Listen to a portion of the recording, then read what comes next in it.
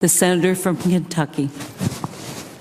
I rise today to begin to filibuster John Brennan's nomination for the CIA. Without demanding more answers from the president, the problem is we're never getting any more answers.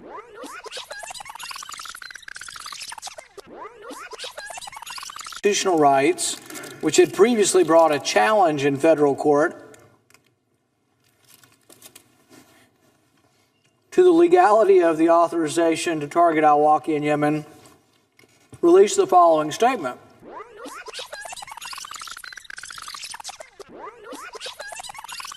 I'd like to thank the senator from Utah for his expert constitutional analysis, and I rely on his advice and analysis of legislation, and want to thank him very much for being part of this debate. I want to thank the minority leader for his remarks and for his insightful questions. The question about whether or not the president has actually gotten involved with what would the rules be has actually been somewhat broached. He was asked at Google about whether this could occur, and he said, well, the rules would have to be different outside than inside. I just hope that this won't be swept under the rug, and that this isn't the end of this, but that this is the beginning of this.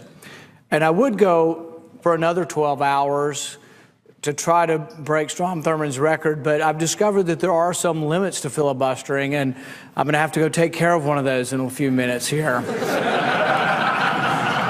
But I do appreciate the Senate's forbearance in this, and I hope that if there are some on the other side of the aisle who have been listening and feel that they may agree on some of these issues, that if they will use their ability to impact the president's decision.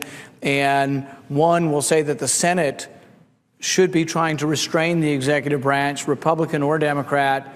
And two, will use your influence to try to tell the president to do what I think really is in his heart, and that is to say, absolutely, we're not going to be killing Americans not in a combat situation, that we will obey the Constitution, that the Fifth Amendment does apply to all Americans, and there aren't exceptions.